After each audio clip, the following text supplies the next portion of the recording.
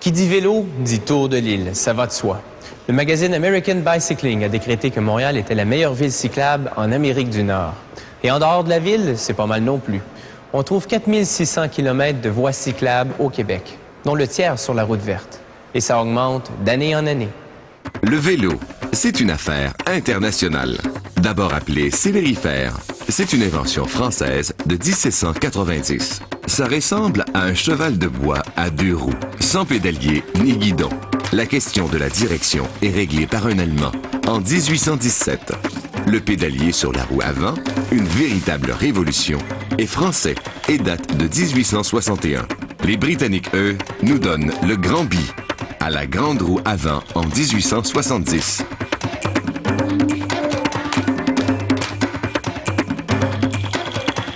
Toutes ces nations se retrouveront au premier Tour de France en 1903. Un vélo moderne est une belle pièce d'ingénierie. Les cadres sont fabriqués en acier ou en alliage de chrome molybdène, aussi connu sous le nom de chromoly. La fabrication débute par des tubes vides. Ce coupe-tube taille l'acier avant de l'envoyer à la plieuse. La plieuse courbe les tubes à froid, exerçant une forte pression contre des gabarits de pliage. Il faut maintenant usiner les tubes, c'est-à-dire découper les entailles afin qu'ils s'emboîtent correctement les uns dans les autres. Durant cette opération, l'huile de coupe permet de refroidir le tube. Le tube est découpé, tenant compte de l'angle d'insertion des autres morceaux. Les tubes à souder ensemble sont placés dans ce support. On insère une pièce en alliage d'argent et de bronze qui accroît la résistance et donne un meilleur fini au point de soudure. La soudure est effectuée. La soudure du cadre prend environ 2 minutes à la température de 800 degrés Celsius.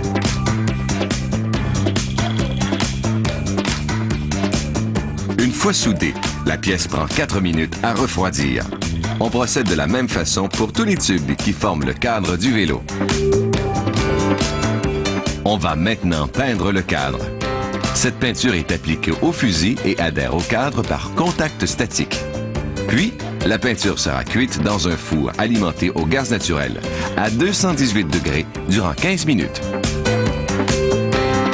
Le cadre est maintenant froid. On débute l'assemblage.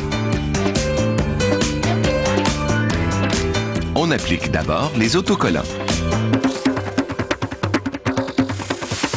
Dans un autre département, un employé assemble les poignées. Il installe les mécanismes de frein et du dérailleur.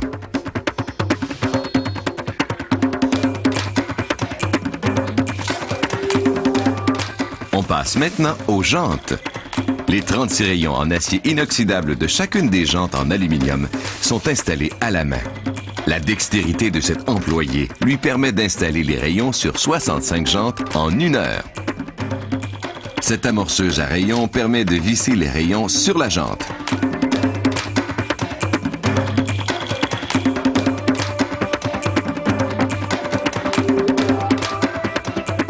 Voici la machine à vis. Elle exerce une pression sur le rayon pour qu'ils aient la tension désirée. S'il y a trop ou pas assez de tension, la jante se raccroche. Cette machine effectue l'alignement des jantes, condition essentielle au bon fonctionnement du vélo. Automatiquement, elle réalise des ajustements au rayon afin que la jante soit bien droite. Étape suivante, on pose les chambres à air et les pneus sur les jantes. Par la suite, le vélo, fixé à l'envers, circule d'un atelier à un autre. On pose les dernières composantes mécaniques. Ces accessoires ne sont pas fabriqués ici. On met en place les poignées, les pédales, la fourche, les mécanismes de frein, le dérailleur et la chaîne. Tout est installé manuellement. Ici, on visse les plaquettes de frein arrière. Finalement, on inspecte chaque vélo pour s'assurer que les boulons sont bien serrés et que tout fonctionne correctement.